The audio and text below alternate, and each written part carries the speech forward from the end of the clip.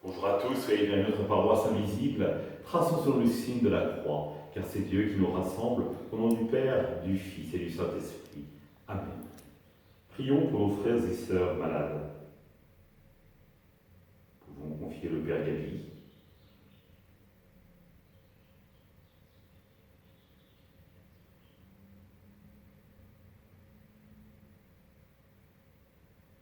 Prions pour les soignants et tous ceux qui œuvrent pour le bien commun.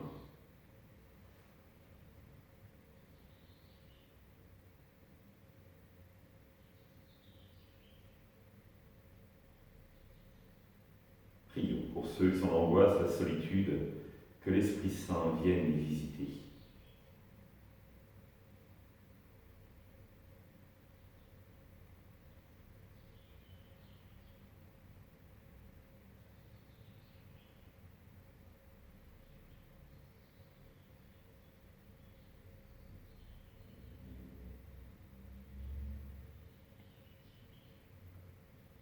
Pour magnifier notre communion, j'ai maintenant allumé cette bougie au cierge pascal.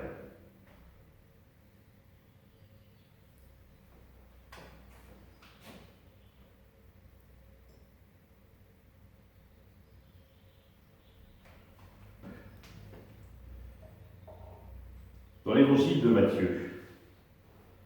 Alors les disciples de Jean-Baptiste s'approchent de Jésus en disant « Pourquoi, alors que nous et les pharisiens nous jeûnons, tes disciples ne jeûnent-ils pas ?» Jésus leur répondit « Les invités de la noce pourraient-ils donc être en deuil pendant le temps où l'époux est avec eux? Mais les jours viendront où l'époux leur sera enlevé. Alors ils jeûneront. » Acclamons la parole de Dieu.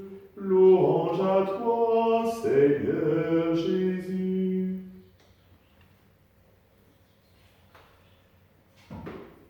Frères et sœurs, je vous invite à regarder votre main. Qui voyez-vous? Peut-être une bague, peut-être un bracelet ou une montre, et peut-être pour un certain nombre d'entre vous, un petit anneau qui ne représente pas grand-chose, comme ça, mais qui dit tout, qui dit votre mariage, qui dit l'alliance avec votre époux et votre épouse. Et vous y tenez à cette alliance, et souvent, quand l'un des deux la perd, c'est un drame.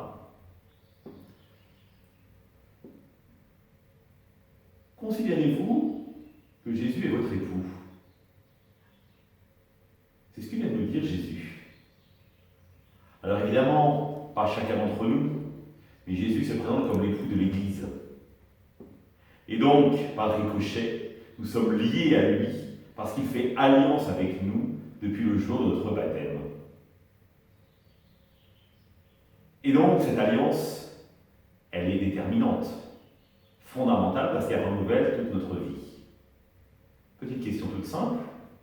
Pour votre mariage, vous avez votre alliance. Est-ce que sur vous, vous avez un signe de votre baptême? Pourquoi? N'est-ce pas le moment le plus important de votre vie, finalement, où vous êtes rené au Christ, avec le Christ, où vous avez véritablement fait alliance avec lui, et votre mariage, frères et sœurs, ne s'inscrit que dans la continuité de votre baptême. Connaissez-vous votre date de baptême? Le lieu de votre baptême? Avez-vous demandé à vos parents pourquoi ils avaient fait baptiser? Oui, l'époux est avec nous. Il est présent à nos côtés. Alors, durant tout ce carême, soyons dans la joie. Réjouissons-nous de la présence de Jésus à nos côtés. Et comme dans un couple, il faut bien lui laisser une place. Rappelez-vous ce que vous avez dit le jour de votre mariage. Je te reçois comme époux et je me donne à toi. D'abord accepter de recevoir l'autre. C'est-à-dire, et pour recevoir, il faut laisser la place.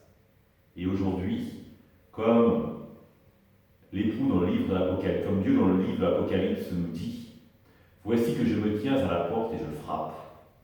Celui qui entendra ma voix et m'ouvrira sa porte, je viendrai dîner chez lui près de moi et moi près de lui. Alors frères et sœurs, il est temps de creuser en nous ce désir de cette rencontre avec Jésus. Et le temps du carême est par excellence le temps opportun pour creuser ce désir, pour creuser notre soif, notre faim du Christ, pour que l'alliance que nous allons célébrer à Pâques soit pleine et manifeste. Alors à nous de décider de quoi nous allons jeûner, de quoi, quelle soif, quelle faim allons-nous creuser en nous pour que le Christ puisse y trouver une place. À chacun de choisir. Ensemble, nous prions. Notre Père, qui es aux cieux, que ton nom soit sanctifié, que ton règne vienne, que ta volonté soit faite sur la terre comme au ciel. Donne-nous aujourd'hui notre pain de ce jour.